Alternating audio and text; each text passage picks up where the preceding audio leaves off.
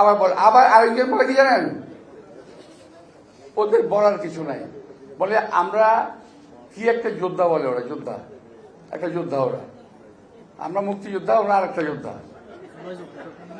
ভাই আমরা তো মুক্তিযুদ্ধকে দেশ স্বাধীন করেছি, তোমরা কি স্বাধীন করেছো? তোমরা একটা অপশক্তিকে প্রতারিত দেশ থেকে বিতাড়িত করেছো, ঠিক আছে, এগ্রি করি, আমি স্বীকার করি। কিন্তু আমরাও আমাদের বয়সে এক সময় এরশাদের মতো, হাসিনার মতো স্বৈরাচারের পতন কিন্তু আমরা ঘটিয়েছি। আমরা বলি নাই এই জন্য আমাদেরকে মন্ত্রী বানাতে হবে, আর তোমরা তুমি একটা পতন ঘটাই কয় যে আমার মন্ত্রী বানাতে হবে। আমরা মুক্তিযুদ্ধের পরে যা যা কাজে ফেরত গিয়েছিলাম, আমরা কি বলি নাই আমাদের মন্ত্রী বানাতে হবে? আমরা যা যা কাজে ফিরে চলে গেছি, আমরা কলেজে পড়তাম, ইউনিভার্সিটি পড়তাম, সে পড়াশোনা করতে চলে গেছি।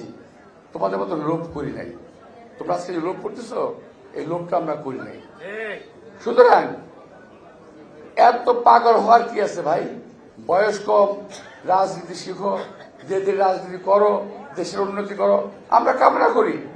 আমরা তোমাদের রাস্তায় ফুল ছিটিয়ে দেব রাজনীতি করার জন্য, কিন্তু অপকর্ম করার জন্য কোনো কাজ যদি করো তার জবাব আমরা দিতে পারি ইনশাআল্লাহ। তো ভাইরা, এই কথাটা আমার বলা ঠিক হয় নাই। আমি নির্বাচনে নেমেছি, কিন্তু আমি পারছি না, আমার ধৈর্য কুলোচ্ছে না। ওরা যেভাবে অপপ্রচার চালাচ্ছে বিএনপির বিরুদ্ধে, আমাদের বিরুদ্ধে, আমি সহ্য করতে পারছি না। আমি আমার কিছুটা বই প্রকাশ আমি ঘটিয়ে গেলাম, আর ঘটাবো না, আর বলবো না। আজকেই শেষ, আজকেই প্রথম, আজকেই শেষ।